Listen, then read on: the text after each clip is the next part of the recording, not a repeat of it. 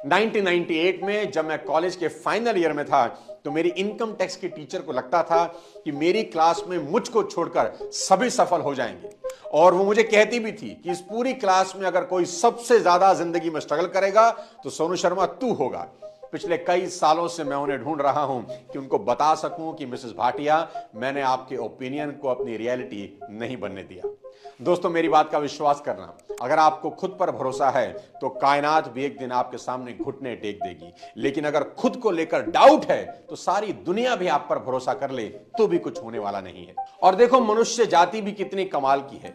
पेड़ पर धागा बांधकर विश्वास कर लेती है कि कुछ अच्छा हो जाएगा, सूरज पर विश्वास है कि जल दिया है तो काम बनेंगे, चांद पर विश्वास है कि व्रत रखा है तो उम्र लंबी होगी। 40 करोड़ लोग कुंभ पहुंच गए स्नान करने इस विश्वास के साथ कि अगर डुबकी लगा ली तो सीधा मोक्ष की प्राप्ति होगी। कितनी हैरान करने वाली बात है ना कि आपको सितारों पर, ग्रहों पर, उंगली में पहनी अंगूठी पर, काले लाल पीले धागों पर विश्वास हो जाता है, पर ईश्वर की सबसे नायाब रचना आप खुद हैं, आपको खुद पर विश्वास नहीं होता। आपको लगता है कि जो चीज आपका भविष्य बना सकती है वो कहीं बाहर है, पर मेरी बात ध्यान से सुनिए, जो चीज आपका भविष्य बना सकती है वो कहीं बाहर नहीं है, आपके भीतर ही है, और वो है आपका खुद पर विश्वास।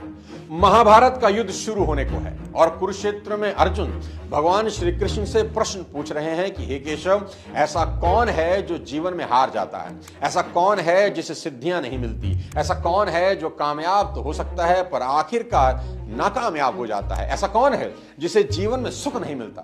तो भगवान श्री कृष्ण अर्जुन को एक ही उत्तर देते हैं कि संशयी आत्मा विनश्यति, यानी संशय में जो आत्मा है उसका विनाश निश्चित है। यानी जो इंसान डाउट में जीता है वो जीवन की जंग हार जाता है। संशय यानी कि डाउट।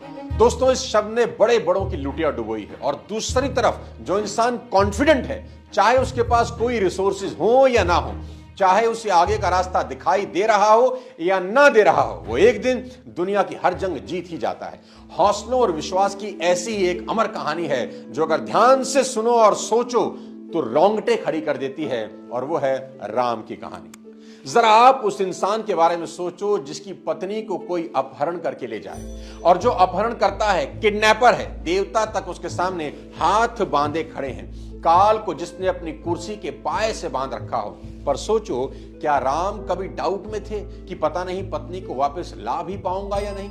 और मुझे तो यह भी नहीं मालूम कि रावण उन्हें कहां ले गया है। दोस्तों, सेल्फ बिलीफ की इससे बड़ी मिसाल आपको पूरे ब्रह्मांड में ढूंढने से नहीं मिलेगी। जब मां सीता का हरण हो गया तो राम और लक्ष्मण मां को ढूंढ रहे थे, जंगल जंगल उनकी खोज कर रहे थे कि